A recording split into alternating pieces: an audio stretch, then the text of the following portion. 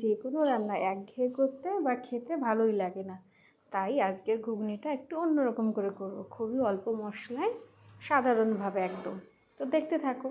আমি এখানে আলু নিয়ে নিয়েছি, আলু আগে থেকে কেটে নিইনি, আর মটর আর আলু একসঙ্গে সিদ্ধ করে নেব, তারপর আলুটা ছোট ছোট টুকরো করে কেটে নেব। দেখতে থাকো।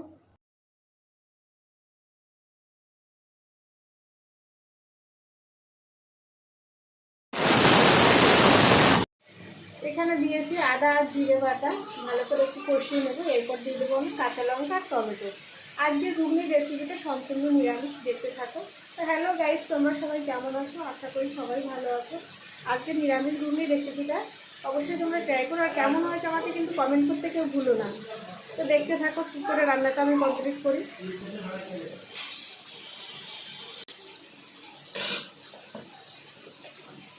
এরপর দিয়ে দেবো আমি এর মধ্যে লবণ,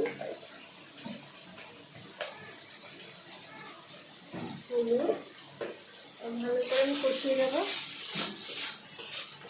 আমি এর মধ্যে সামান্য একটু গরম মশলা গুঁড়ো দিয়ে দেবো।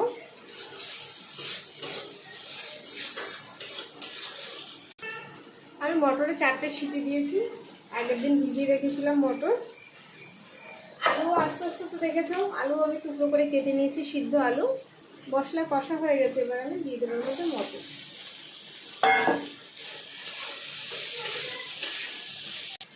এবার দিয়ে দেবো কেটে রাখা আলু।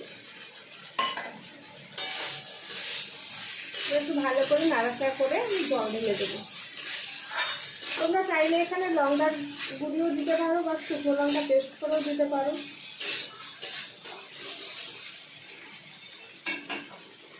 এবার দিয়ে দেবো আমি এর মধ্যে জল।